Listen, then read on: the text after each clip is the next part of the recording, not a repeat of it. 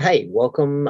This is a conversation that I had with Maya, who is a trans woman that lives in Scotland. I love chatting to Maya. We've chatted a few times.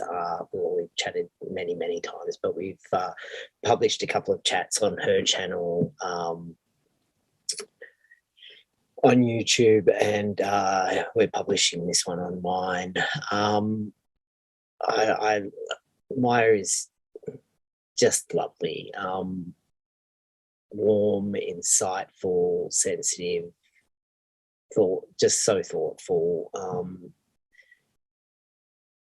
It's very interesting because we have very similar perspectives, but we get there from very different routes. So we kind of have these wonderful discussions where we discuss quite contentious issues, yet make space for the other person's alternative view, and we kind of are both we both probably are very high in openness, so we're willing to hear things out and consider things from different perspectives. So we end up having these really long conversations that I like. I generally don't want them to end, but we end up having massively long conversations about all of these really complex, contentious, and really interesting kind of issues that are happening and how they relate to larger society and our views on, our perspectives on the history and all sorts of things. But yeah, I hope you enjoy. Everything is obviously just from our perspectives, and we don't know what the answer to this what like we don't know the answers to any of these questions, but we're just kind of kicking them around to see what happens, and see where we get to.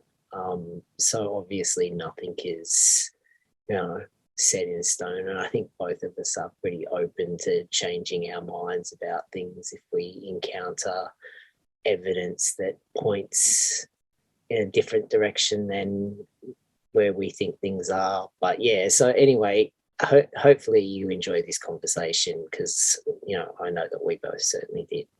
Cheers. Yeah. So what did you want to talk about? What's on your mind? What did we talk about last time? Got loads of stuff. I'm kind of interested in the GCs are really losing the plot in kind of the way that I saw coming, because I've seen it happen before. But I don't know if you really want to get into that, because then you get comments about this, that, and the other. So, I mean, I don't really pay too much attention to anything anymore, because it pulls me. Pulls me this way and that. It's very hard to maintain an emotional distance and see it objectively. Like, you see a lot of, like, even gender critical people, like, at this point have mostly wound themselves up to the point where they have a hard time being objective about things. So it's really hardly surprising that trans people feel the same, feel that intensely as well. I was chatting to a trans guy earlier that I was telling you about. And he said some interesting things. He seems to be one of the people who, on some level, thought that they would literally be changing their biological sex. Like, there seems to be, right. Like, and I don't quite understand where that comes from.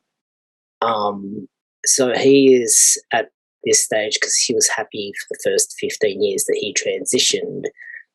And then he kind of came to realize, hold on a minute, I am quite different to other guys, like to biological men, in some pretty notable ways. And he kind of, there's some religious stuff involved as well. Like, he has that in the back of his head. like some really negative kind of not being very supported as you're a kid and all that sort of stuff happening. And he kind of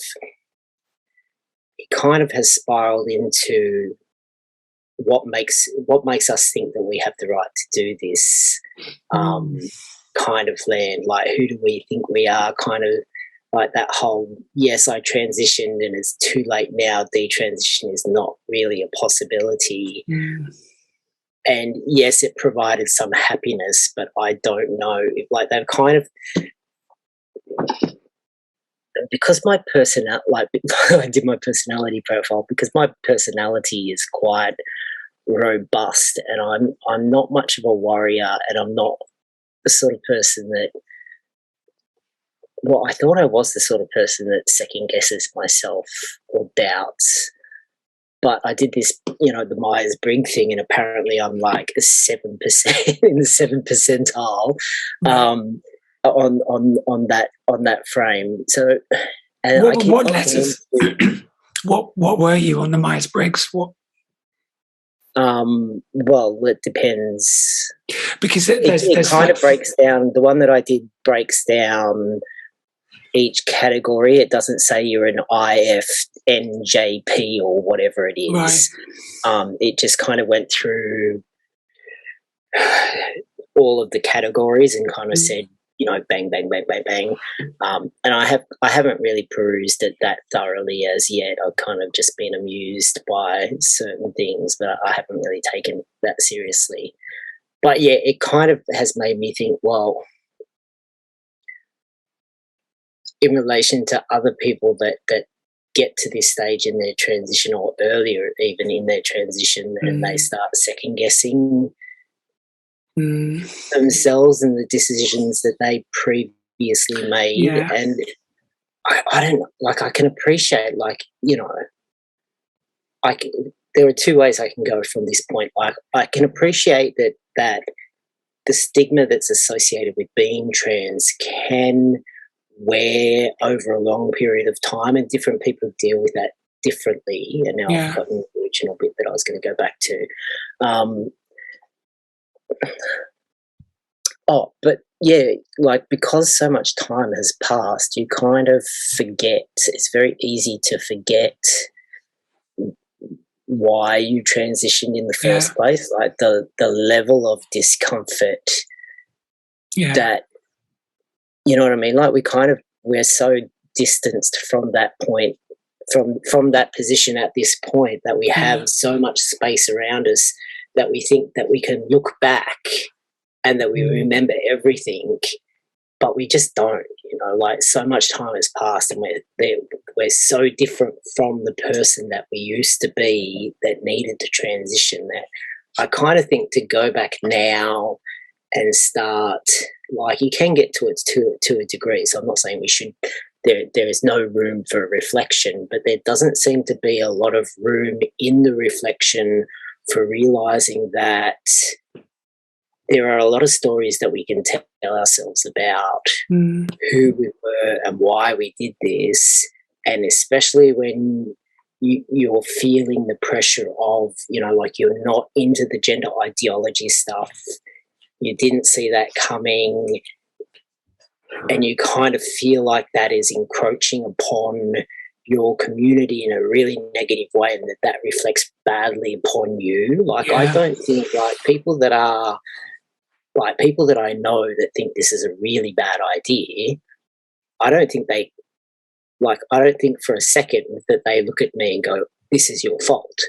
You know what I mean? Like, I don't take that on. Like, I don't think that anyone that knows me would be like, oh yeah, you maliciously, connived to, you know what I mean? Like, I don't think that it reflects upon me as an individual, because there is so much that went into how we got here that has absolutely nothing to do with me or how I've lived my life. I think it is strange to try and look back and decipher it, and I can't. I had no idea why I did it at the time. I had no idea, and even now, the journey I've been on, I think, is just working through that apology and working through that, because there's a lot of pressure at the moment. There's a lot of eyes on people like me, particularly. I mean, trans men less so, but and it does make you really, really question the consequences and repercussions that, and all there's so many narratives and concerned voices, and I just look at how things have changed since I actually went through the process, and it had, the whole context has changed, and it's like everybody is focusing on this particular thing, and I think that's bringing up a lot of doubt in a lot of people's minds. And the people that encounter it, but I have never ever seen in my, I've lived up here for a long time now, but when I was younger, I never saw anything of, like all these examples that of bad behaviour. I never saw anything like that. I never saw. Well, no, it's very easy on the internet, and I've been thinking about this because I'm like,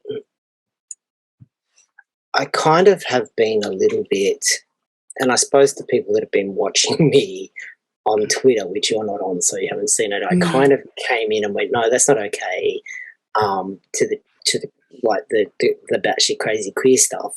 And then the TERF stuff started to kind of they were just so wrong and so adamant on so many different things and being a bit hyperbolic, and if I'm not to be tagged as delusional, then I have to go along with things that I know not to be true. So I started kind of distancing myself and pushing a little bit back on that and going, no, I don't think so.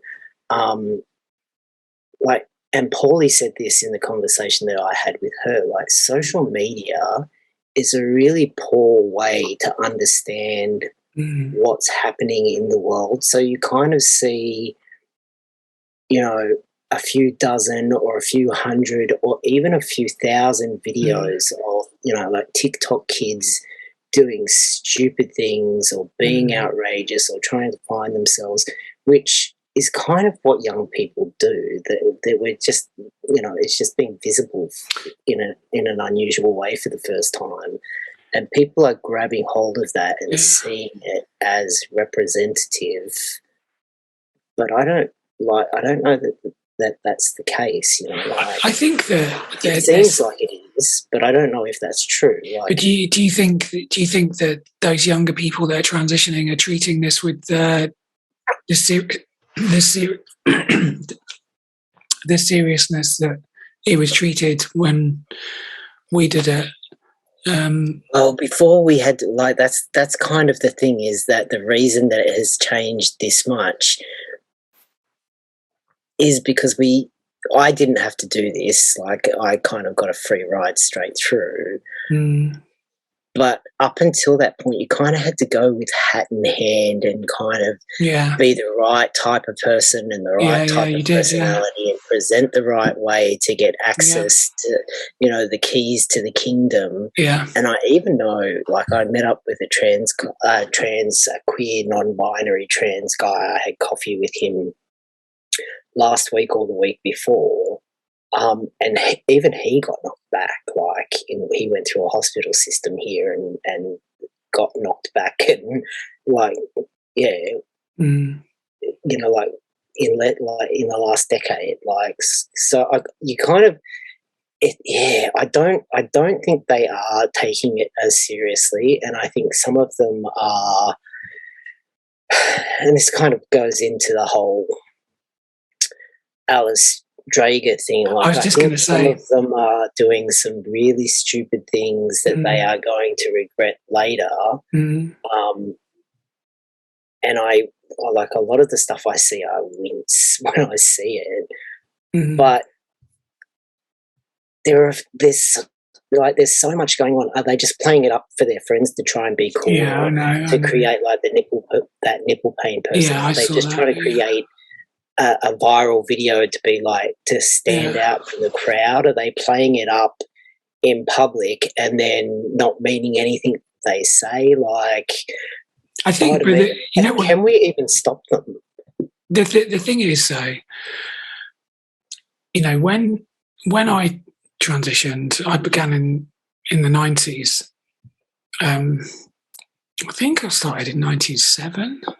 I think it's so long ago, but when I started, even then, it was.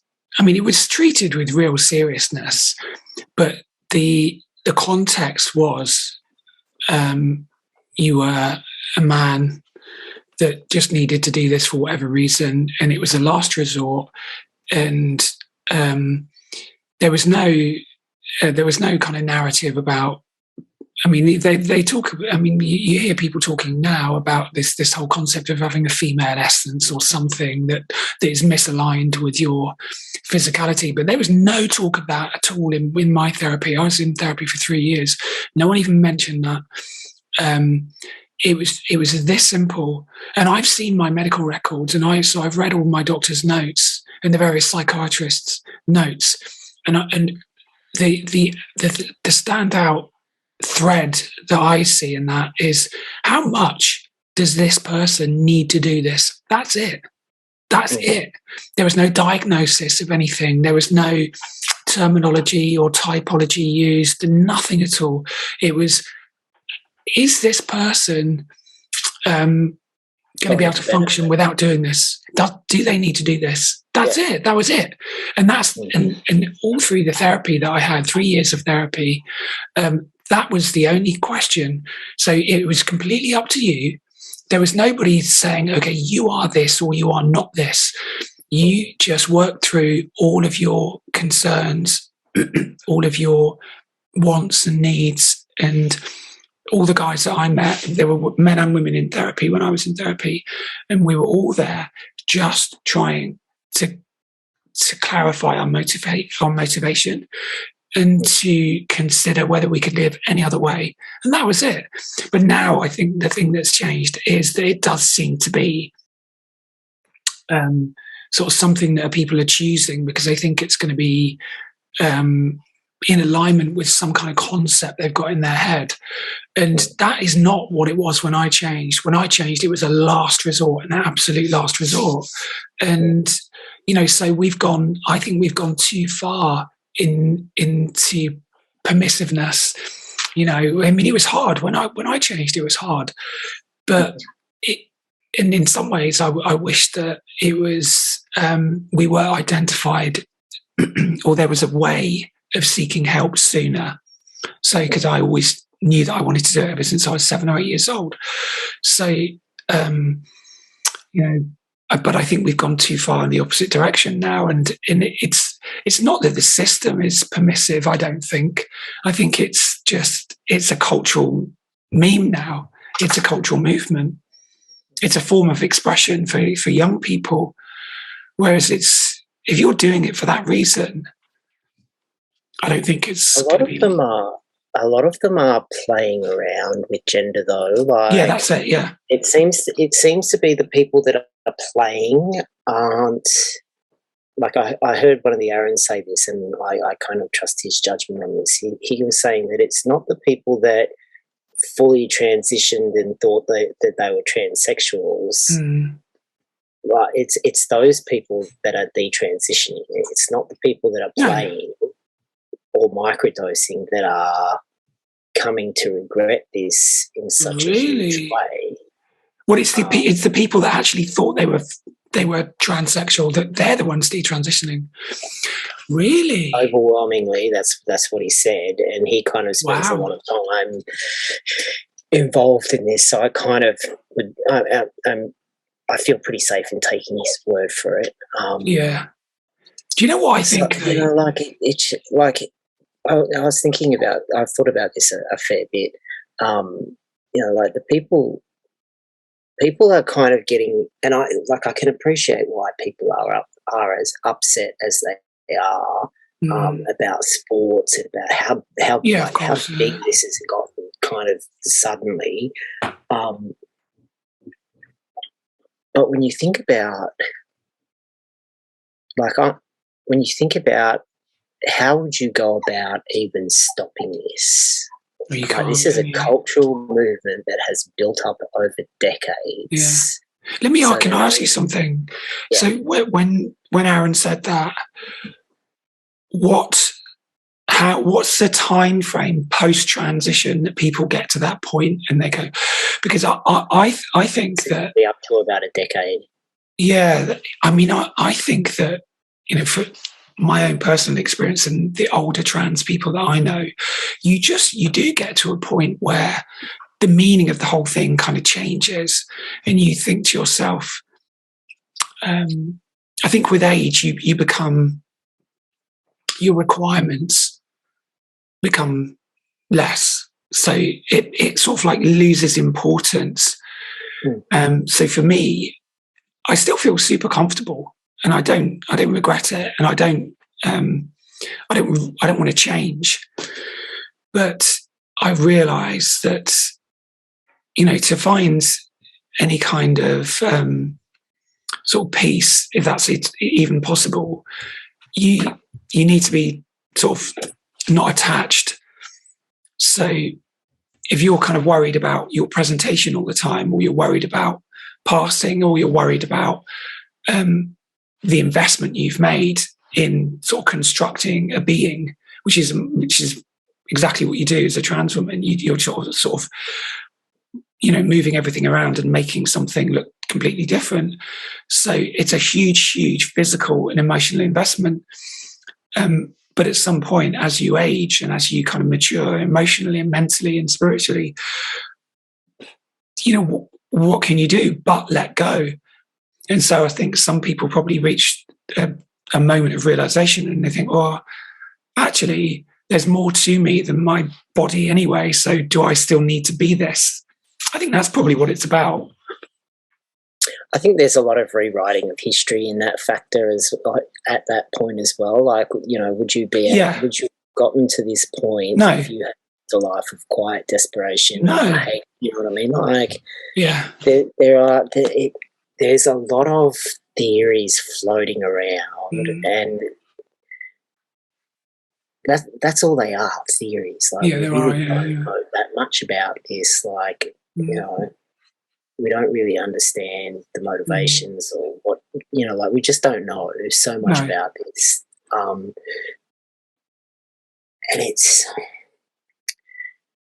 it's quite strange watching things like be posed as questions, like, and over time they become a lot more solid in arguments. Like, it only takes about 3 or 4 months for something that was suggested to become suddenly true. Like, you can maybe we should do more exploratory therapy to see if people can, you know, instead of doing gender affirming, get people straight onto hormones. Maybe we should do more exploratory therapy to see if we could you know, find an accommodation for kids to live until they get to their adulthood, so that they can make an informed decision as adults, whatever the informed decision is, which is a whole different other kettle of fish. Yeah. Suddenly turned into, over a couple of months, turned into, it's absolutely possible to have counselling where you can come to some, you know, like, there are all of these things like the rapid onset gender dysphoria diagnosis and autism was based around, there's some kind of relationship with teenagers and those two things, and then suddenly you bump into groups of adult trans people who are trying to say that they rushed to their decision to, like, they were rapid onset to their gender decision, you know, 25 years ago, and that they have, you know, like, you can see that they're not autistic. They, you know, they probably never considered that before, ever, and then suddenly you kind of stumble across, you know, private conversations where people are like going, oh yeah, I have autistic traits, and oh yeah, I have autistic traits too, and maybe that played into it. Like, people are so desperate for answers that, you know, it's kind of interesting watching this stuff play out, and watching just stuff get warped out of, like, I think people are really, I mean, people are really, where it started. Sorry. Yeah.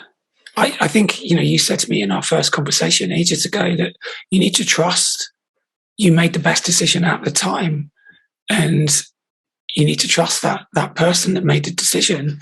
And, trying to, the process that I've been through lately is sort of thinking, okay, do I still need this?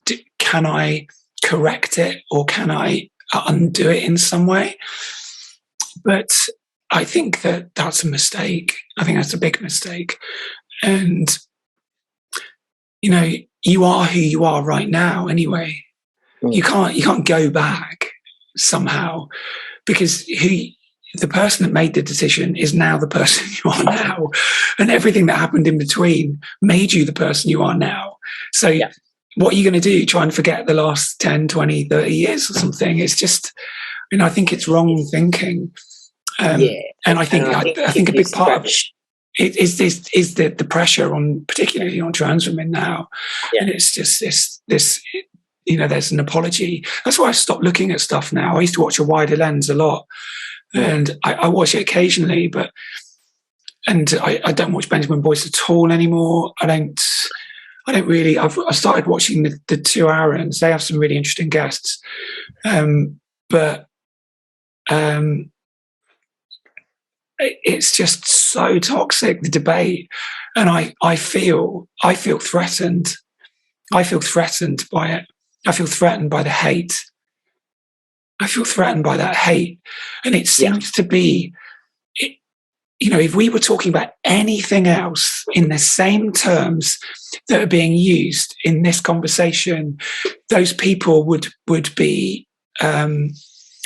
You can get the police knocking on your door nowadays for a Facebook post, and if those people, the commenters under some of those channels I just mentioned, and the hate and the imbalance in their perspective, and these sweeping generalizations that they use, and the toxic narrative of certainty about what this is and the behavior of those men, if they spoke about any other group in those terms, they'd have police knocking on their door, and they'd be, questioned. I mean, it's so threatening. It's so threatening. And when I remember when I changed, and in the 90s, when I was much more androgynous. Well, I'm pretty androgynous now because it's been a long time. But when I first changed, and it was really, really important to put yourself out there, and walking out the front door for the first time, and actually having the guts to do that in a climate where few people saw trans people, and you were really visible before you kind of got to the point where you had everything in place and people just kind of glanced at you and went, okay, and they moved on. It was terrifying because people weren't necessarily hateful. They could be rude and insensitive, but there were a few times when I was abused in the street, or I remember once a guy nearly hit me with his car, and he smiled at me like I was a silly woman getting in the way. And as soon as I said something to him, he just launched into this tirade of abuse, and he went, "You fucking faggot," this and that, and that was terrifying. And I've had other times when I've been in social setting and some guys just launched into abuse at me, and it's really, really scary. And I feel more threatened in this environment than I ever did back then, ever. Yeah. Because it's such a closed little environment, and it feels, if you spend a lot of time in there, it feels really like this is happening in real time. Yeah. This is not good. But in reality, it's a small percentage of people on the internet. Yeah, I know. You know what I mean? Like, it kind of gets blown. And their voices are so loud, Kev. Their voices are so loud. Their Yeah, but voices are like so the loud. assumption that people that average Joe blogs is going to hit like that. Have you seen any of the videos that have been released in the last couple of days of trans women being verbally abused? No. No. That's good. Don't go looking for them. They're not great. Won't. But like like the people that are releasing those videos are so deep in the gender critical rabbit hole that they think that people will see those videos and go, Yeah. "Damn right, that trans woman, that Mm. man shouldn't be allowed to go into the female toilets." In reality, I saw that. it's it is not a flattering. You know, like it's not as flattering as they think it is. Do you know what? I kind of trust most people to look at that, especially in this day and age, and just go, "Oh, that's repulsive," and it kind of reinforces why these laws exist and why they are necessary to exist in the first place. It's just like reinforcing. I mean, it's crazy. It's crazy to think that. I've never, ever since I was in my 20s, my mid to late 20s, I never ever had a problem going into a woman's toilet. And when I first started to change and my appearance started to change, even before I had any surgery, I couldn't go into a men's toilet without being stopped. So even though I'm very tall, and I have not once in the last 25 years had any issues using a women's toilet ever. And so did you see that conversation between Debbie Hayton and Katie Montgomery? You did. You sent it to me, actually. So, it's crazy to think that there is now a situation that there's a petition being that Debbie Hayton was talking about that to stop all trans women using female toilets. That's going to put more trans women in danger than this kind of concept that somehow all women are in danger from trans women using their toilets. Yeah, it's kind of a feminist bait and switch kind of situation, which I'm sure you're not fond of me saying, but there is no evidence that trans women using female bathrooms causes this epidemic of crime, and and there have been radical feminist researchers that have been looking into this subject since the 70s. So if there was a statistical correlation between trans women using female bathrooms and violent crime in bathrooms against natal women or biological women, then we would know about it. Yeah, you would. Yeah. And they would be, they would be going, "Look, here, this is a problem," and they would have been doing that for years. But instead, they have to go to jail statistics. Yeah, that's a different context. That are in jail are like they have a higher percentage of sexual crime, and like that's a whole different other thing. And I'm like, I have different thoughts on that subject. But the majority of trans women are not sexual predators, and I don't think that there's any evidence that you can make that case until you start pulling in extreme information like what's happening in jails, and that what's happening in jails is like because those people are not fit for society, So I just don't buy it. Like, the thing that I've noticed as well is that there is a revulsion. There is a revulsion in the comments I've read under other people's videos, and that revulsion, I think, is terrifying because it's dehumanizing. And when somebody is dehumanized, that gives the attacking group, permission to treat them as less than human, obviously. And then the layers of stories about, okay, this inhuman group, this less than human group, does all these things that are repugnant and repulsive and revolting. And that's what this group means to us. And that's how they're then seen. And that is what I see in those comments. And if that, it's just, I've never ever thought we'd I'd ever feel like this. First of all, I never thought I'd ever feel like this, and I never thought that I'd see that, and so openly, and not called out either, not called out. So YouTube doesn't remove those comments. No, I kind of like, I'm not, I don't have the same visceral response to those. Like, I don't, I'm not threatened by them. They annoy me. They can piss me off. Sometimes they make me laugh because they're just utterly ridiculous. I don't feel the same. I think that they are shooting themselves in the foot by doing this. I think that they're going to get nowhere fast using these tactics that they have never worked before. So I think I don't actually feel like I have anything to fear, really. Like, I don't feel like this is going to impact in any way, shape or form, apart from negatively on them.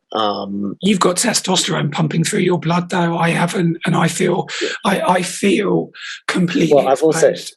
I feel completely exposed and very, very kind of like emotionally raw. Yeah, sorry. I've also been up close to a couple of these fights before. Like, Sydney blew up into, like, the Sydney lesbian scene when I was a young lesbian blew up over the lesbian space building. Like, there were people that were best friends that fell out over that project that 30 years later probably still hate each other's guts. Like, it was as toxic as it possibly could get. And it's funny because the history of the story of that the history of that story has shifted quite dramatically in Sydney, in Turfland. Like, you know, I heard at the time that it was 5%. It's probably closer to 20%, but it was a small percentage of radical feminists that just blew this project apart rather than what project? Allow any trans women in. You told me. Have a simple conversation about why, like, they just ripped the guts out of this project that was always probably going to fail anyway because they set it up badly financially. But yeah, I don't necessarily take the comments I don't take them that seriously. I find them kind of sociologically interesting, which is unfortunate because kids are not going to be helped by this carry on. Like sports and kids and puberty blockers and all that sort of stuff is not going to be helped by a lot of this carry on, which is really concerning. But I don't take it personally. It's really weird because I never read any of, like, I was like you, I never read any of the literature whatsoever. I kind of thought that I was joining the ranks of, you know, the history of passing women, like, you know, the women that lived their lives in some stage that, found out not a man after all. I kind of thought that I was joining that. So I kind of, anyway, so I never bothered to read any of the literature. And nor did I. It really hasn't been until the last year that I have heard about any of the sexological study sort of stuff. And even the stuff about bisexuality in males is so, like, it just runs contrary to everything I've ever seen in real life. Yeah, me too.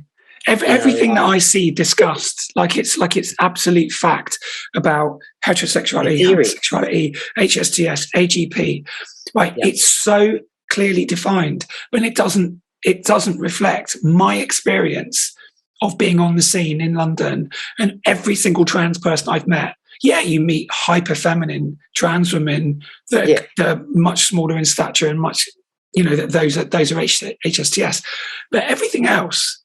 And you know what you just said about bisexuality, it none of that rings true to me. And when you see it talked about with such certainty, and I don't think anybody's fucking honest about it, and that doesn't really help.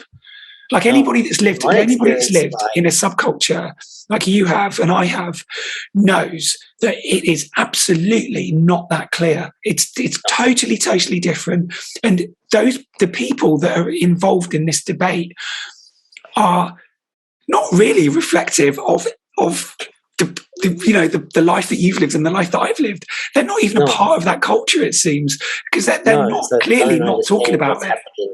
Yeah, they don't understand what's happening. Late at night. I think that they want to be seen as the good ones.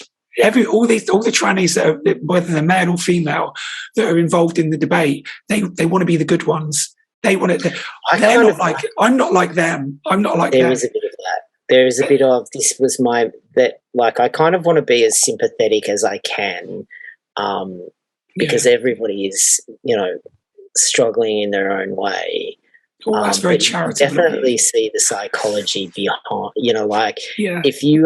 if I am a trans man that says, no, I'm sorry, but I reject Blanchard's typologies as they currently stand, which most of the world has rejected these typologies. Like, from my understanding, the community has utterly rejected them. Like, doctors have utterly, nobody knows about them until very recently, and not many people even then. They're not, if I reject them for my own reasons as a trans guy because they reflect the opposite of my experience in a lot of ways. There is some truth in them, but yeah, there's some truth. Anyway, then if I reject them, then I am delusional. I am kidding myself. I am, poor Diddums, you're delusional. You're fooling yourself. You're deep in denial. You have no idea what's going on. You're just trying to protect your side turf and keep the fantasy of your fantastical view of your manhood alive, so that you can live your there's that whole thing. And it's there's just so many things that come out of that sector that don't reflect my repeated experience in, it just, I'm talking myself into a corner, but yeah. So I understand what you're saying. And therefore, if you've got people that are that don't have as much experience in, alternate sex scenes, that don't understand, that have never seen how many straight men are in gay saunas, they have no idea that half the guys there are married guys, so they don't see the same thing that I see, and it fits their experience mostly, more or less, and they kind of maybe are a bit more likely to bow to authority than I am. You told me something really interesting about trans men as well, that maybe 40 to 50% of the trans men that you've known live actually as gay men. So they transition to be men, and then they have relationships with men. That completely goes against the narrative that we're told. Completely. And there's also, there's trans guys that come in that were lesbians before. Yeah. And they have their one on-ramp, and they mainly use community services that are LGBT kind of services, like the Gender Centre or ACON. And then there is another path of guys that transition that don't have that on-ramp, that goes straight to the gay community, and they hang out in gay spaces and they live as gay men. Yeah. And then and there are a lot of them. They're completely invisible, but there are a lot of these trans guys that were in heterosexual relationships before that are now in bisexual/gay relationships as transitioners that just never stick their head up. I've bumped into half a dozen guys that were transitioning around the same time I was, that I should have absolutely bumped into at some point, that I never have, because they were in the gay community, and you bump into them 20 years later and you're like, where the hell did you come from? And they're like, I was here the whole time. But yeah. And then in the lesbian community, of people that come in through the lesbian community, a huge percentage, at least a third of those people, if not a few more, start out as lesbians interested in women, and then as they transition, they become a lot more open to having relationships with men, or having sexual encounters with men. I've never actually dated a man, but if I am single, then I'll absolutely fool around. Yeah, I mean, it's so much more complex than the clean delineations of the narrative would have you think. Yeah, and I mean, and it's not just in our community, you know, like people kind of carry. Oh yeah, no, it's not. It's sexuality in general. In community, it's all, you know, monogamy and togetherness and white picket fences and, you know, general family life, and it's like it is that for the majority, but there's a large portion of that where it's absolutely not the case. No. Yeah. So, like, because we're a little bit more visible at this point, and because people are going looking for dirt, they're finding it. We're human. We're not perfect. Like this is, you know, like our community is, you know, a little bit all over the place and fucked up in lots of places. Yeah, it is. But that is not atypical of the human experience, which I think is kind of not being really reflected in a lot of the debate that's currently happening. Yeah. You know, there's just a lot of denial about. Yeah, all the focus is kind of like on one group as being this. You know, it's just a light shining on trans women, like somehow sexuality is not complicated, is not complex, and whether you're bi, straight, gay, whatever, trans, it's just complex, and you don't sort of say. I just don't think it's as correlated as people think it is, and I don't know. I mean, people lean on the studies that have been done on sexuality, and they build their entire worldview on that, and I just think it's the loudest voices in this conversation are not representative of anybody I've met. No. Really. And I don't think they're representative of heterosexual people either. You know, sexuality is very, very complex, and people aren't honest with themselves, first of all. And also there's, I just don't think it's as clear as the convenient narratives would have us believe. But I think it's much more about meaning, really, the motivation to transition. It's about meaning more than anything else. You know, and also this, you know, no matter how much time I have spent looking back, I don't know why I started to behave in the way I did when I was a toddler. You know, why? Yeah, and you find people kind of talking about, you know, like I was watching some videos today from a trans guy who was talking about it's all trauma, and you know, if you had a brother and you were one and he got treated better than you did, then you know, in your 1-year-old or 2-year-old brain, you start thinking, oh well, if I was a boy, then I would be treated better within the family unit, and like I can kind of appreciate that makes sense, but it's pretty simplistic, like, you know. And you see, I thought that as well. I thought that about me because my sister had a much better relationship with my mum and dad, and I was a real problem child. And I just thought maybe I remember in the school canteen when I was 4, looking at her and just thinking to myself, oh, she's so innocent and she's good, and I'm not. And I thought, you know, I've sort of explored whether maybe I started to dress as a girl when I was a toddler because already I was being treated in a hostile manner, and I just thought maybe I'd be more acceptable as a girl. I mean, I think that might be a part of it.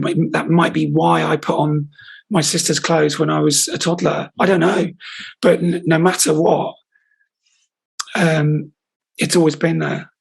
And so trying to unpack it all and say, okay, I'm going to dissect my identity to the degree where I can separate out all the threads and the influences and the thing that makes up the entangled weave of my being, and say, okay, I'll unpick this. I'll just unpick that. And it's got nothing to do with the rest of it.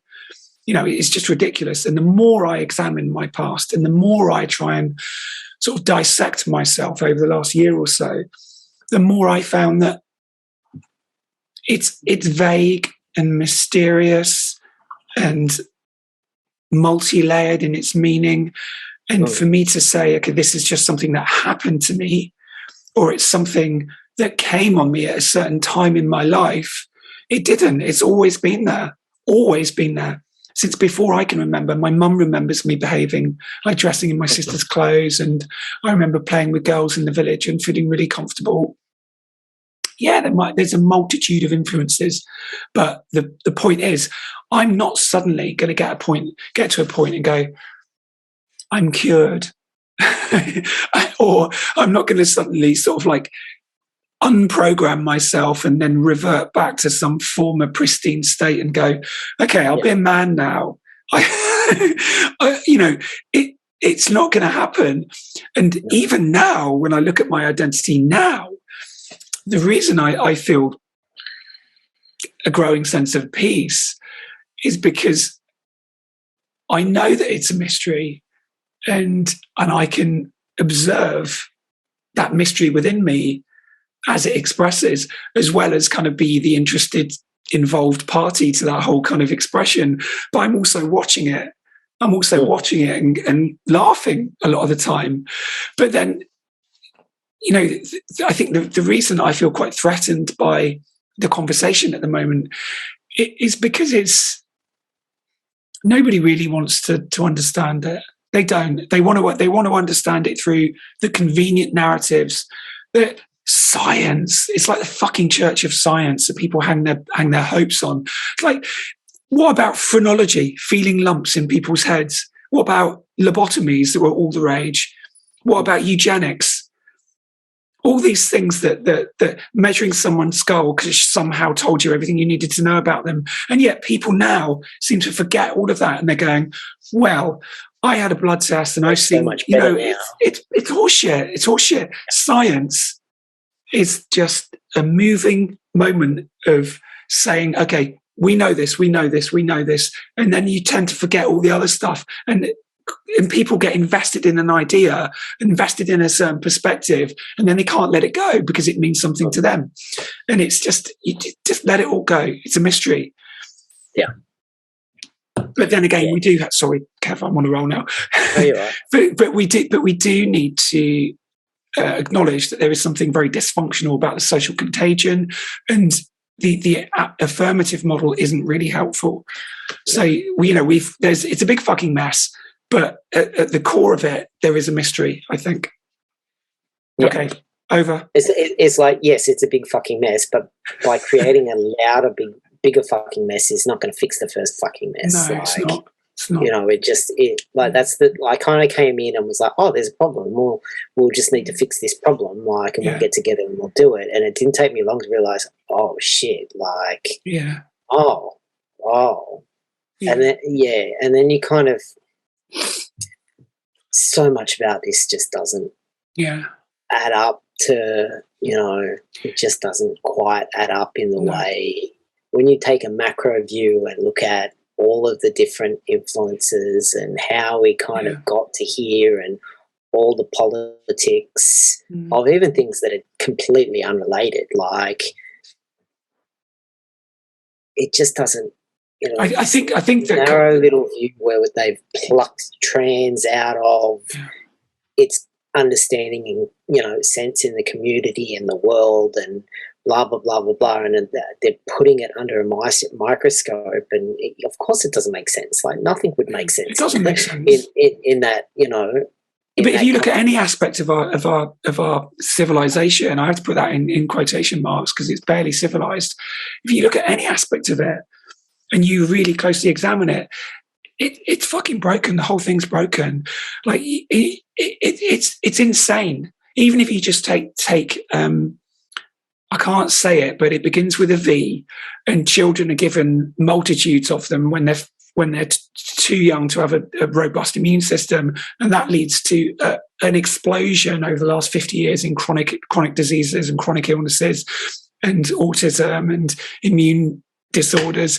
And yet somehow people still they're focusing on what we are and saying that isn't dysfunctional. That isn't dysfunctional. The diet that we live on, the diet that we feed through our eyes and our ears, let alone the shit we put in our mouths. And yet somehow people can't sort of like say the whole fucking thing is shit. The whole thing is shit. Yeah. Do you know what I mean? And it's like, so somehow we're supposed to be these pristine examples of,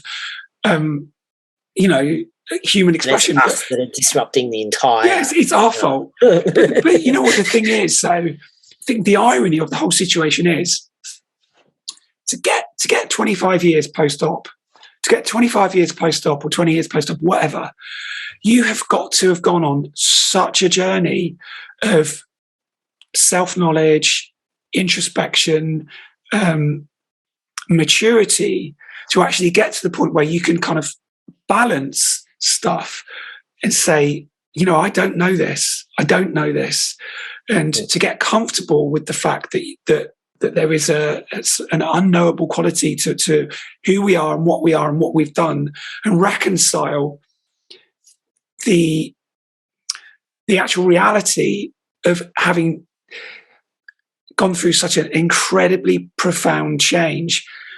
You have to mature, and yet everybody is kind of treating us like we're a bunch of children living a fantasy, and and characterizing especially trans women like that, that they haven't put some thought into their decision.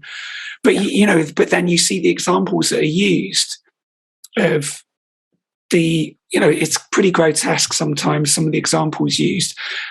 Well, that there's a reason why that's the case. Yeah, but that's why they're using them. But you see, Reddit chat rooms and things. I've never even seen that kind of thing, but you see these guys talking about girl dick and things like that, and I never come across that at all, ever. I've never met anybody like that. It's not part of my experience.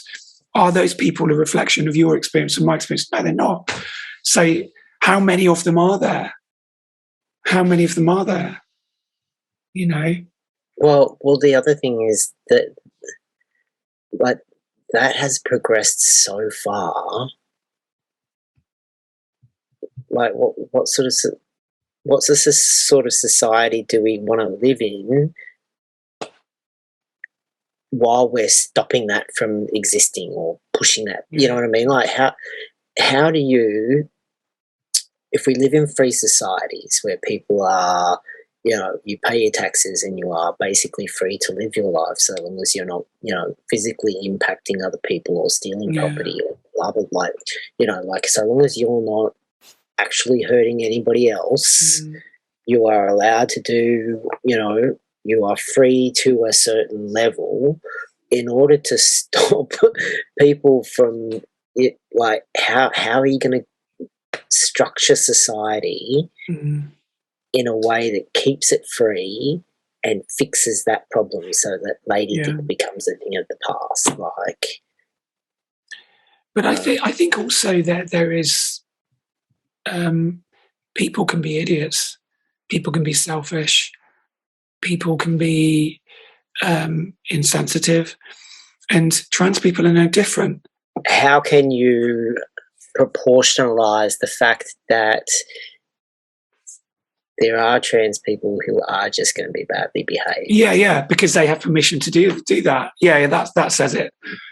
Yeah, because everybody has permission to do bad things, and there are laws and regulations in place to punish those people if they go too far. And there's also social stigma and social, morality and laws where, like, I was thinking about this a while ago, like, trans women in lesbian spaces, and it used to happen when I was, like, in my very early 20s, and we used to go to the women's pool comp at this certain pub every Wednesday night, and there would be, like, at random intervals, there would be a trans woman, newly minted trans woman, barely passed, that would show up, and she would sit at the bar for, like, anywhere up to a couple of months, nursing her drink, building up the courage to come and say something to somebody and interact and be part of the crowd. And there were women at these pool comps, because the place was packed every Wednesday night, there would be, you know, like all range of lesbians there. And there would be political lesbians and radical feminists that would go out of their way to make trans women feel uncomfortable and scoff at them. And there was never any verbal like confrontation that I was aware of. There probably was, but I didn't see it. But you know, eventually this trans woman would they'd come in and suss it out over a couple of months, and eventually they'd find a group of people that they felt comfortable approaching, and that happened to be my group a couple of times. And, you know, we were young and, you know, inexperienced, and we would chat to these people and be friendly, and, you know, like we weren't really transphobic anyways. Well, we weren't extra transphobic. So we would chat to them, and eventually, you know, they would say something really off, like just socially unacceptable. And suddenly they would find themselves alone at the table because all of us would just skedaddle, and they would be like, oh shit, clearly I've said the wrong thing. And they'd spend, you know, there they'd be again the next week at the bar nursing their drink, and they'd sit there alone for another couple of weeks until they, you know, built up you know, the courage to come and have another conversation, generally with another group of people, until they said something that was not something that they should have said, and it was suddenly abandoned at the table again, like everyone would just skedaddle, and they would eventually learn how to interact appropriately, like learn, you know, like, you know, we're not talking about sex at the table, like that's not how women, you know, we're not talking about sexual fantasies in public. That's not how we roll. And they would, over time, learn how to interact and behave, and they would be welcomed into the group, or they wouldn't. And they would, you know, eventually sit at the bar, not being spoken to or interacted with, you know, for long enough that they stopped coming, or, you know, like there was just this social regulation of behavior that people kind of don't really think about anymore. Like kind of is like that doesn't. There's no kind of peer group normalization. There's no kind of like, no, you can't behave like that. Yeah. Well, there's no understanding that actually does happen in real life. Like it kind of works that way with a lot of the educational LGBTQIA whatever, you know, stuff that's being taught in schools. Like, you know, my step uncle came out when I was 7, and my dad was not okay with it. And I remember being in the back seat of the car as we pulled into the driveway, and my dad was like freaking out, like, stay away from your Uncle Craig, like, who he ended up being best friends with. Like, over time he kind of got over it and it wasn't a problem. But I remember sitting in the back seat of the car going, you're a dick. Like, well, firstly, that makes no sense because I'm a girl, so that's stupid. And secondly, he's gay, big deal. Like, there's a lot of emphasis on teaching this stuff in schools so that kids understand, but it's in the ether. Kids. I kind of think that we're in this process of dumbing everybody down and lowering expectations across the board. Like, all of the people younger than me that I have come out to, like, the younger they are, the less they care. Like, the more normal it is for them already. So I kind of think, like, I kind of think that the stuff in schools is definitely overkill in exactly the same way. Like, I think things balance out anyway. People, you know, the more rules you make, the more stupid people become, because they cease to think for themselves. And they say, okay, what am I supposed to do in this situation? That's in the fucking Tao Te Ching, and that's 2,500 years old. You know, the more laws you make, the more criminals you make, the more prescribed behavior there is, the less people think for themselves, and the less real interaction becomes, because people are prohibiting behaviors in themselves, or even they're policing their own behaviors and thoughts, and not being real in their interactions, and they don't feel able to say, you can't do this, or you know, people, if you leave people alone, balance occurs and propriety occurs in a you know, in an authentic way. You know, back when I transitioned, I tend to have long-term relationships. I've had 2 long-term relationships in the last 15 years, I think. And one was with a man, one was with a woman. And his friends didn't give a shit. And this is in the early 2000s, maybe, I think. God, it's so long ago. His friends didn't care. Because I was kind of much more conscious of my appearance in those days and much more kind of intent on passing and looking fabulous at every opportunity, I was much more concerned than he was, and much more concerned than his friends were. And they were like, why do you keep talking? Settle down. We don't care. Yeah. Shut the fuck up. And then when I was with a woman, which was completely different, very strange actually, but lovely in some way, her friends didn't give a shit either. And that was like in a lesbian setting, real like full-on lesbian setting, which was a bit of an eye-opener. Yeah. It was like, nobody cares. Nobody cares. We're having a private conversation about that, by the way. Yeah, we have. But my point is, right, nobody cares. Right, no. The only reason that anybody cares now is because people are behaving badly. Everybody, but not just trans people, everybody's behaving badly. Yeah. Everybody's. And do you know where that comes from? It comes from woke ideology and this whole fucking idea that somehow everybody's oppressed by somebody else. Everybody's oppressed by somebody else, because what that does is it creates division. It says, I demand to be able to do this and this, and you must acknowledge me. And it just creates division. Nobody cares. Yeah. If you just leave people alone, if you're a good person and you it was like that for me early in transition. Like, I kind of realized it was more a problem the more I made it a thing. Like, the less I made it a thing, the less a problem it was. Like, yeah. You know, I kind of moved in, at that time I moved in very metrosexual, you know, like basically like some of the most privileged kids in existence. Like, they were kind of the type that will be running the world in the next 20 years, but really? Didn't have, you know, their parents weren't paying for everything in their youth. Like, their parents made sure that they had a university degree, that they were fed and housed. But apart from that, they would be bailed out of trouble if they got themselves in trouble. But apart from that, they were on their own. So they kind of weren't uber rich, but they were, you know, like a couple of steps down from that.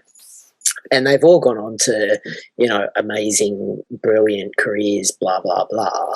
So I kind of thought that maybe that was one of the reasons why I had so little. Like, I kind of, in writing stories about my history, I kind of was like, well, I got a free ride because I was hanging out with these privileged guys that were all, you know, politically woke and left and blah, blah, blah, blah, blah. But I come from a super, super working class. Like, my best friend in year 4 has done, you know, multiple prison stints for all sorts of different, you know, crimes of desperation. And all of my friends, you know, like half the guys went to prison, and, you know, half the girls have, you know, like 5 kids that are on the pension and stuff like that. And none of them give a shit either. Like, you know, like, it kind of is this universal thing where if you are a decent person and likable and not a pain in the ass, then people are happy to let you lead your life. Like, there are small numbers of people that will impose their political and moral judgment upon you, but by and large that's not really the case. I think it doesn't help though that we have kind of how we got to a point where a man, I'm stepping out onto thin ice now. Yeah. how does a man accept an award? I mean, but first of all, the concept that you can have an award for being Woman of the Year is ridiculous, completely ridiculous. And when you look at even look at the winners of the Nobel Peace Prize in the last few years, and tell me that it means anything at all, and then you get a trans woman, I'll call her that, winning Woman of the Year, and swimming. Yeah, and also the swimming as well. How does that person? And that there are other sort of clear examples of delusional people competing in women's sports and not just not seeming to have any concept of the advantages they have, and it's almost like exhibitionism in a way. And I just think that to integrate as much as you can, but we have just become so detached from understanding. I think it's empathy. I think being able to think outside your own needs, and it comes from this nurturing of self-centeredness, I think, and this whole concept that my needs must be acknowledged. This is my right. You are not going to oppress me, and that kind of attitude is just bonkers. And then we get to a point where, you've got, Leah Thomas, I don't know anything about her, but clearly I've got nothing against wanting to transition, but, she does have an unfair advantage. And she sort of say, she has a right to transition. She has a right to live her life any way she wants, but to not sort of be self-reflexive enough to understand that your rights do not supersede morality or other people's rights. Do you know what I mean? That just seems bonkers to me. So when I transitioned, you were very conscious, but probably bordering on being apologetic, which is something that's taken me a long time to sort out. But I was very, very conscious that I was, not a real woman, and that I needed to be mindful of that if other women were uncomfortable in my company, and I would be completely okay, and I would not want to take it personally. Yeah. There's a jet that's just gone overhead. Yeah, I absolutely wouldn't take it personally, and I wouldn't feel that my rights, whatever that means, have been infringed upon, or that I've been bullied, or somehow a victim of hate. I wouldn't think that at all, because on the whole, 99% of everybody you come into contact with is completely fine with it, which is that's my experience over the last 25 years. And mine too. But if you then sort of walk around with a placard demanding certain things, I just think it's counterproductive. But to go back to the core of what I was trying to say, then it seems that there is a complete evaporation of self-reflection, of understanding the context within which we live, and there are consequences of our actions on other people. So your rights to do whatever it is you want to do not in any way supersede other people's rights or morality or consideration for other people's feelings. Absolutely not. Yeah. I was thinking about this earlier, and you have people, like I had a conversation earlier. No, I was watching a video earlier, and someone was saying, they should know that they should know that this is wrong. They should know that this is unacceptable. How dare they, blah, blah, blah, blah, blah. And it was a trans person saying this. And I was kind of reflecting upon that a little bit on the way to work. And I was like, you've got a generation of people, like using Leah Thomas as an example. And I think what's happening to her is well past the point of internet bullying at this stage. There are thousands of posts. Yeah. And Rachel Levine accepting the prize for Women of the Year. Like, if you've got everyone around you saying, yes, you can do this, you should do this, absolutely, why would you deny yourself? You know, like, who turns down an award? Like, you know, like... You know what I think? I don't know that they are entirely to blame by themselves. If everyone around them is encouraging them and saying, absolutely, go for it, we support you, blah, blah, blah, blah, blah, rah, rah, rah. And then at the same time, kind of the implication is, and anyone who doesn't agree with me is just a transphobic asshole who hates you by and large. And I kind of don't know about the sport thing. Like, I kind of, I just don't know. Like, I'm not a scientist, and I kind of want to be fair.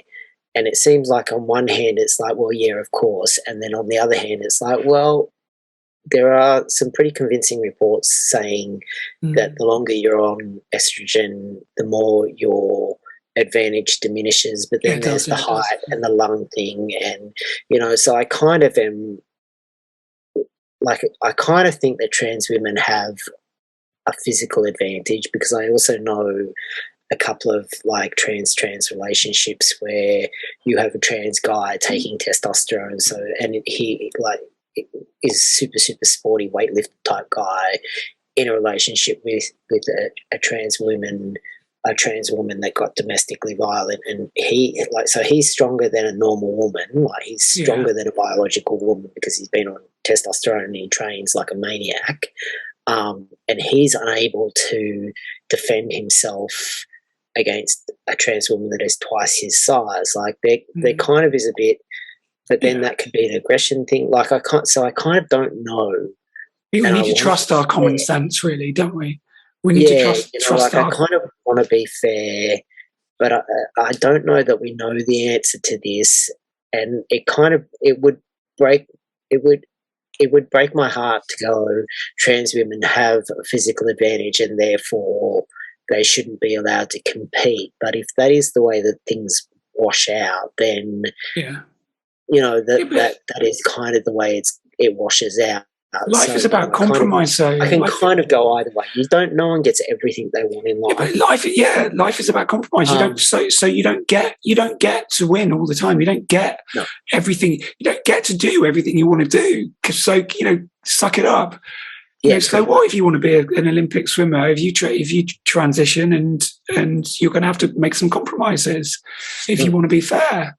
And like, what kind of sports person would not want fair competition? That's the lunacy of the whole thing. And it's like, I think that there has been a moral degradation over many, many decades, purposefully done. I mean, there was a famous Russian.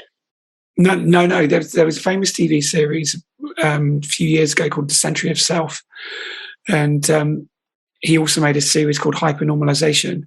And you know, and if you do enough research, I recommend the work of Richard Grove to see how culture has been engineered over a very long time to engender fragmentation, division, self-centeredness. And when the examples that you know, so if you were elected to public office, you should be absolutely pristine in your behavior. You should be a person of good character. But we know, everybody knows that the people, look at Congress in America as the worst example of criminality you can find.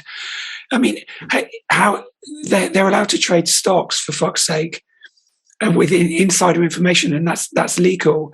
They're abhorrent in their behavior, and yet somehow those people that should be the best examples of propriety, morality in our society are completely the opposite. So from top down, we have even members of the royal family.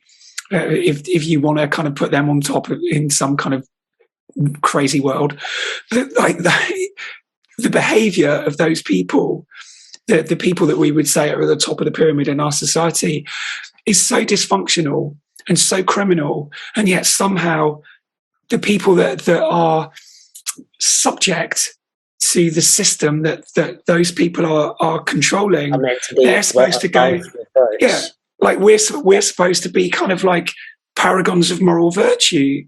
I think we people are virtuous and they are moral despite the system. That's how it works. I kind of I'm losing my voice now. I probably have a slightly I'm very conspiratorial in my thinking, only because I've seen more compassionate view in that. I just think that absolute power corrupts absolutely, and if you expect your leaders to be absolutely, morally superior, then you are asking to be, I've got some land in Tasmania, I'll give it to you cheap price. But those people seek power. They seek power. Yeah, and there's a reason. Like you kind of have to question. I think the systems have been, and even the founding fathers were not perfect individuals, but we live in an imperfect world, and I think we do. We expect the best and cut each other's slack in places a little bit more. But with trans women competing and things like that, if they've been told for their entire lives, absolutely, or they've been had it drummed into them by everybody that they know that this is the right thing and they absolutely should do it and that they're not hurting anybody, then of course they're going to believe it. It's something that they want to do. Rachel Levine would be like, oh my God, I want this award, little old me, oh my God, this has blown me away. You've got a community of people who are really at the bottom, the social stigma, blah, blah, blah, blah, blah. You've got people saying you should absolutely do this. I kind of think expecting them to be your dog's having a fight. I can hear your dog's going crazy. Is a little bit, it's a bit rich. And I think if you want to explain, especially when they've been told, obviously, but anyone that objects is transphobic. You kind of need to be delicate in the way that you approach this. And the mob with pitchforks that are coming after them and have every right to be outraged, But listen, I think that I think that this isn't really. It's not about trans people. It's not about trans people. It's about a culture, an engineered culture that gives the individual permission to be selfish and self-centered, and that's what this is about. And so if you are a weak-minded person, you are going to use the permission of others to surrender to your weaknesses, your desires, basically. And so if everybody says to you, yeah, it's okay, you're giving yourself permission to... The moral courage that it would require... Yeah. Especially when it's something that you want to do and something that everyone around you is telling you that you're an idiot if you don't do it. Yeah. And the rules allow it, to say, I'm not going to accept that award on the basis of my personal ethics. That requires... No, I'll tell you what, though, there are consequences for the individual if they do that, because they are demeaning themselves and they are in some way, they are feeding their own delusion, and they know it internally. They know it, and they know that all they're doing is they're going to have to push those feelings somewhere and not look at them. The feelings that they know that they're doing something damaging to themselves and other people, and they're going to have to. Culture where that's encouraged. Yeah, I know. Yeah, I mean that's once again we're expecting trans people to Oh yeah, no, I said this isn't about trans people, it's about culture.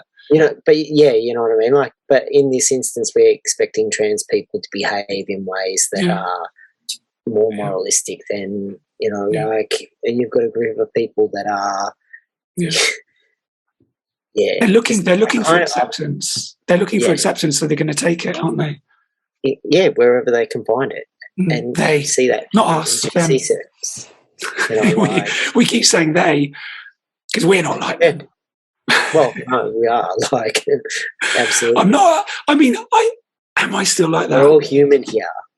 I feel really self-conscious. I keep looking at my hair. I'm so used to wearing a hat. So yeah, I mean, I'm still really self-conscious. And that's the thing, it's still kind of like, there is that still there's that.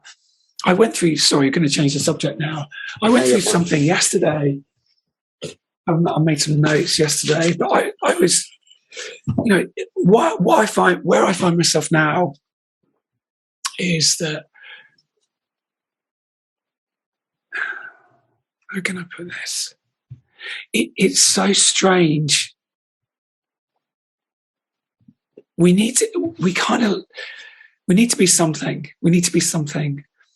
And so what I've been going through recently in this kind of feeling of detachment, non-attachment.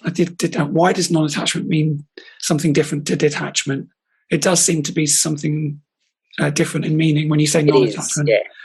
Yeah. So, but I find myself in this really strange place, and a friend of mine sent me a documentary a couple of days ago, and it was about these nuns living in this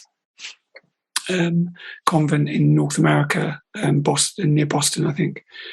And it was all about their monastic life. And I just thought there is something liberating. And I'm sort of like edging towards it, just completely letting go, completely, and not really. Yeah, that, in a few videos ago, I reached this point and I was kind of quite desperate at that time in the video. And I was like, I'm just going to remove my breasts, shave my head, and just not think about this at all anymore and just be nothing. And when I first approached that would be detachment. Yeah, that would be detachment. It would be really challenging. But I reached that point, and I was when I approached that question, it was in desperation. It was in desperation. It wasn't in kind of power. A healthy. It wasn't in a healthy way. It was desperate. But now I kind of feel, okay, I'm making a choice. If I stay like this, I'm making a choice. I'm making a choice to suffer in some way because I care. I care about, okay, if I'm still going to be this, I care that I'm doing it right. And I haven't done it. I haven't put any effort into this for so long. I shaved my legs for the first time. not that I've got much body hair anyway, but I shaved my legs for the first time last week. First time in ages, because I had all my body hair lasered off. So I had my armpits, bikini line, all my legs. It was, oh my God, it was so expensive. I had all my legs, all the laser off my legs. Yeah, armpit hair, perineum, bikini line. So I had a Brazilian 20 years ago when I had it all lasered off, and I was lucky because I didn't have much facial hair. I had hardly any, so I had all that done. But still, you get like occasional hair. So I've got really fine hair. So I shaved my legs the other day, and I'm going to get my hair cut as well. And I just thought, if you're going to do this, you need to have a par level, really. You have to have a kind of like a level of preparedness, especially if you're a trans woman. You got to have a level of preparedness all the time. And I just think, do I still want to do this? It's kind of, it seems like play now. It doesn't seem so imperative as this expression that must be given some kind of out. It just feels like play. But part of me, I think everybody reaches that point when they're older. They just think, women tend to have shorter haircuts the older they get, and Less fuss. Less fuss, simpler appearance, less contrived, because sort of eliciting a response in other people is just so much less important. I think I always used to dress for the acceptance of women, I think, because men just look at you if you've got a pair of tits. So it's not really, is it important anymore? I've lived up here for over 10 years in the wilds. I think some part of me just still likes the playfulness of the whole thing. But if I look at, the conversation going on around sort of trans women in particular, I just, it makes me want to retreat, really. And I think that is a part of it as well. Is it's like it's very much feels like it's not okay to be something that I've always been. This isn't something I just started doing as a teenager or started doing as a young man. I've always been this. And it's like that, we had this conversation, was it you and me? About innateness. So there's this huge pushback against there being anything innate. Of course it's not innate. It's either learned or it's rooted in trauma, or it's a sexual dysfunction. I think there's something innate. I do. But how I think of innateness is, you have a masculine gender. Your gender expression is masculine. You're still female, but you're a masculine female, and that makes it really easy to live as a guy. So I have always had quite a mixed gender. It doesn't, like the stories that you tell about your childhood. Yeah. Doesn't sound like you have a good grasp of, like, if you're running up to boys and kissing them to make them. I was pretty gay, I think. Yeah, I was pretty gay when I was younger. Like that's pretty out there. Like, but I what happened to me was I was born into a really hostile environment, and so any kind of like sensitivity just. It had no supportive environment to allow that to be. So I just basically retreated. And because I was bullied as well, I got really confused. And I just remember kind of like just saying things to boys and behaving in a certain way. And I just thought, no, I shouldn't do that. But yeah, it's very confusing. But I don't, I'm not sure that's got anything to do with me. Me being sort of like sexually ambiguous as a kid and effeminate at times, not all the time, but I could be. It's like now, if I when I think about that, this is this narrative that trans people just completely fictionalize their past, and I'm just, it makes me kind of think, fucking hell, everything I've said in my videos. Everything that I've just kind of been so as piercingly honest about as I possibly can. There are people just watching those videos thinking, oh, there's another delusional tranny. And it's just like the narrative's just so toxic now. I hate it. It always was, though. Like, I kind of think that we're looking through those coloured glasses a little bit. Like, and you kind of see people talking about kind of, finalising what it is to be trans and blah, blah, blah, blah, blah, and getting to the bottom of this. And it's like, we're not going to get to the bottom of this until this, like, how can you possibly expect people to step up and be piercingly honest, to the world when they, know they're being judged, they're being down upon, like, there's so much internal self-hatred and, like, before you come out, that it's going to be bad. Like, there's all of this, like, there are people that have never really experienced, like, some of the hardcore struggle that some trans people, go through, that have this ultimate privileged position where, where they're kind of trying to lead the way. And it just is, I don't know, like, it just seems delusional. I think I got to a point now where I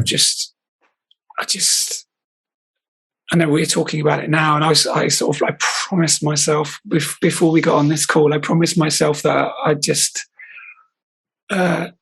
I just thought I'm just going to talk about whatever Kevin wants to talk about. I'm just going to let him lead, and I'm not going to talk about any personal stuff. I'm not going to talk about anything contentious. I'm not going to apologise. I'm not going to tell stories. Talk about contentious stuff. I know, and I'm not going to. I'm not going to be emotional and. But I think with my channel, I'm not going to. I know we're talking about it now, but I'm just so not interested in talking about all this stuff anymore. I'm just not. We haven't talked for a while though, so it's good to talk to you. But I'd rather talk about. I kind of think what is outside and what the internet is doing and what people on the internet are doing is what people on the internet are doing. It really has no reflection upon you or upon me or, trans people out living their lives. Like, because the majority of trans people have no idea this is going on. Like, there are far more people that have transitioned and are off living in, general communities, living their lives with wives and husbands and mortgages and kids and careers than there are on the internet. Like, I think it's mad. I kind of think you're better off just kind of forgetting that this stuff exists. Yeah, just doing your own thing, like just don't let it. You are you, and you have permission to be who you are because you have permission to be who you are. Like people don't ever. People trans people ask themselves, and in one way, it's good. Like kind of going, what gave me the permission to do this? That kind of self-reflection is a good thing.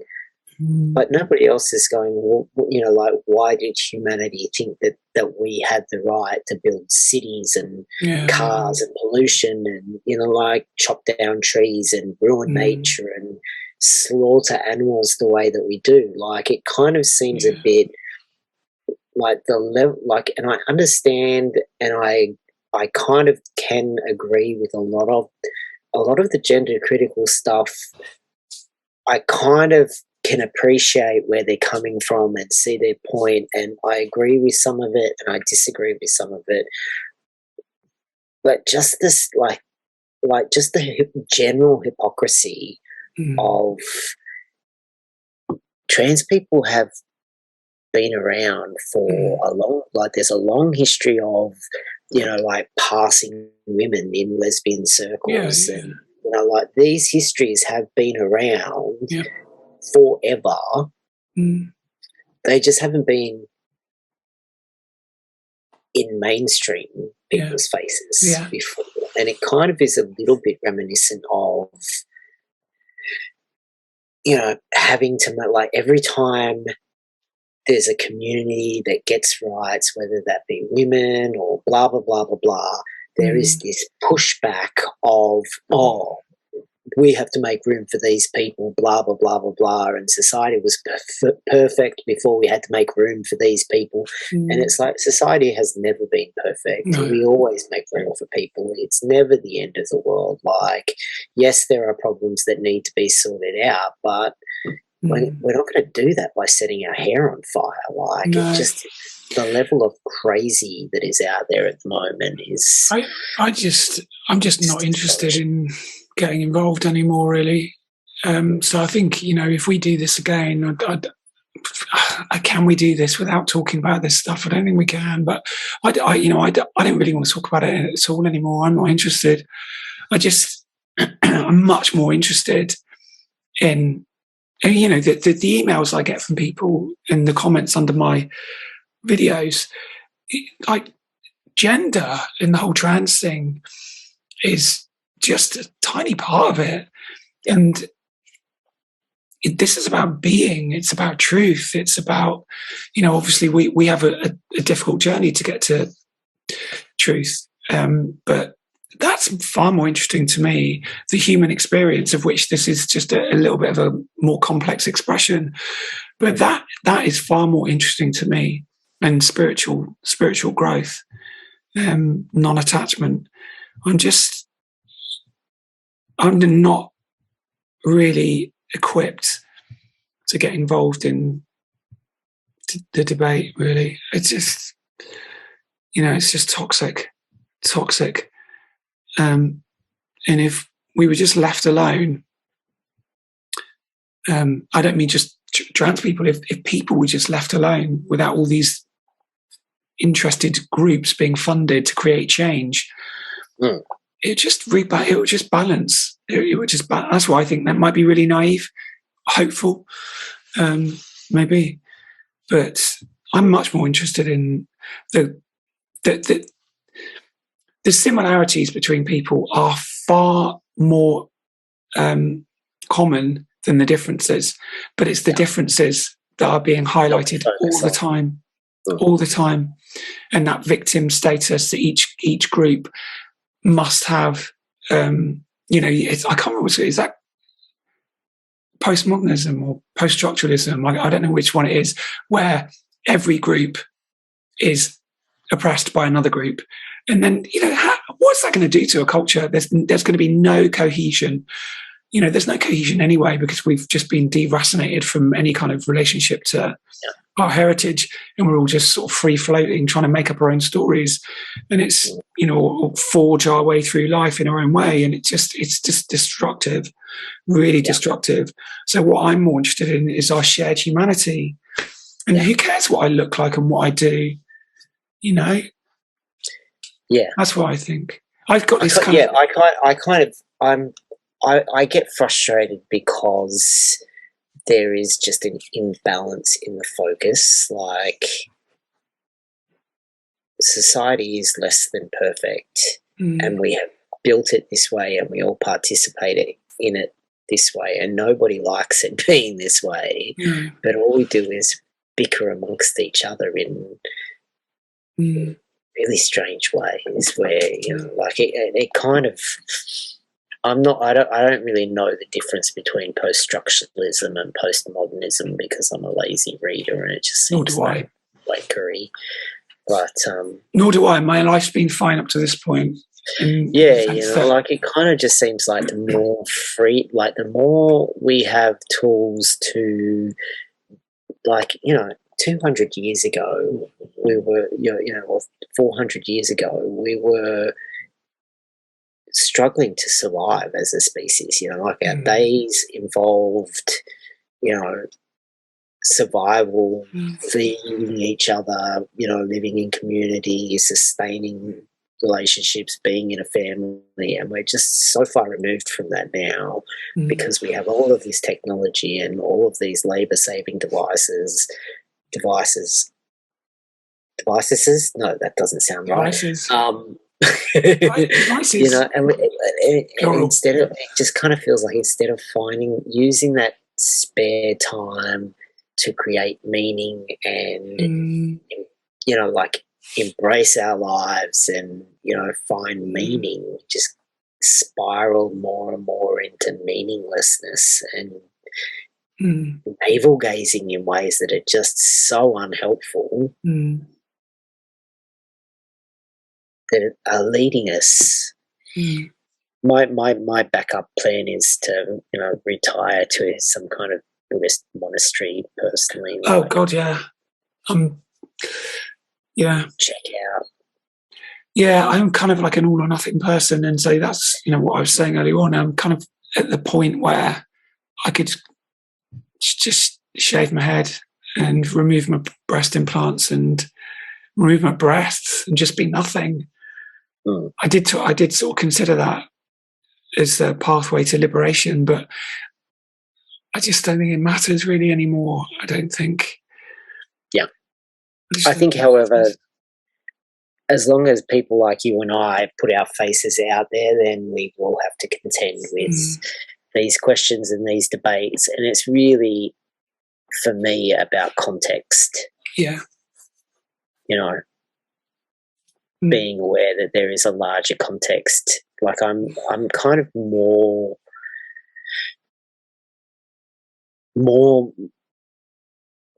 I've lost the word, more intimately aware of the larger context of, it's not just the trans community that, has these issues or these problems, and it kind of is I kind of came in going, oh, there's a problem, and let's do our part to help fix it, and realised very quickly that that was not on the agenda, and that was not the agenda, and I've kind of just been,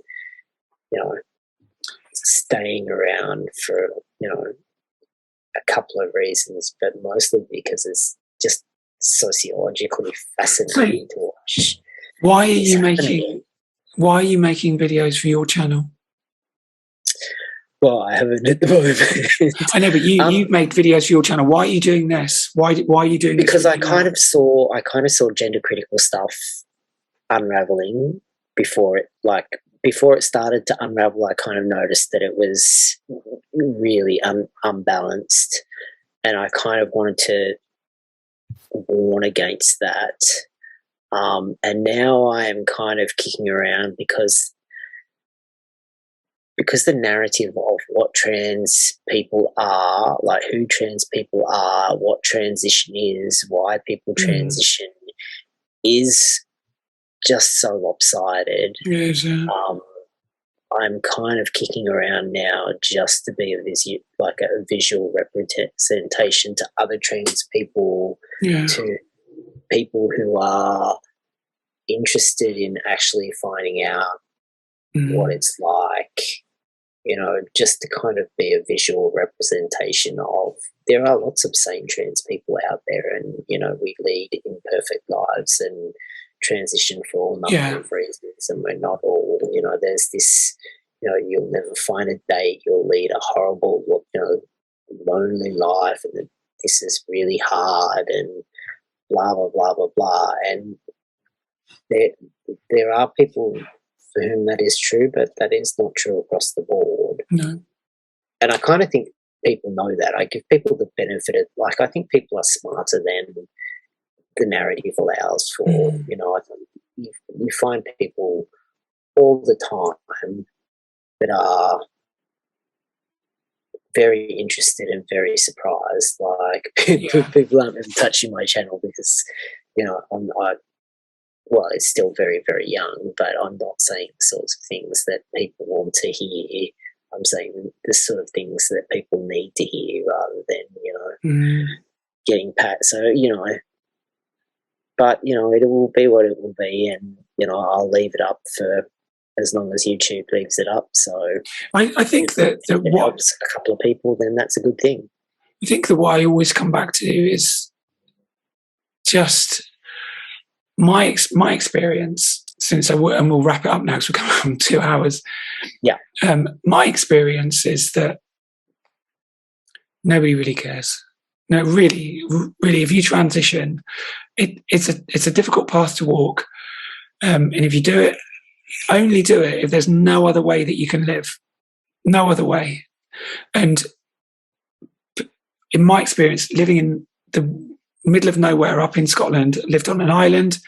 I spent 20 years living in London, and now I live in slap bang in the middle of the Highlands of Scotland. Nobody cares. Some people don't understand, and why should they? But everybody's civil. Nobody really cares, because I'm not walking around with a placard, and I'm not demanding anything. People treat each other civilly and with mutual respect, and that is how it's been with me in my experience. So yeah, mine too. Yeah, so that's what I always come back to, is just that understanding that people generally are good-hearted and considerate, but what's happened is that we've just been steered into this civilization, this culture of victim mentality, and placing demands on other people, and basically just steered into self-centeredness, and that's the issue. And that isn't something that's particular to trans people. It's just it's a mind virus that's been implanted in people's minds. I don't think that putting demands on other people is necessarily a bad thing. Like, we live cooperatively as a species, so but beyond consideration. I mean, when there are boundaries being crossed that shouldn't be being crossed, and that is where the problem lies, in my opinion. Yeah. So, okay. Do you have anything further you'd like to add? Okay. Not really. Okay, we'll leave it there then.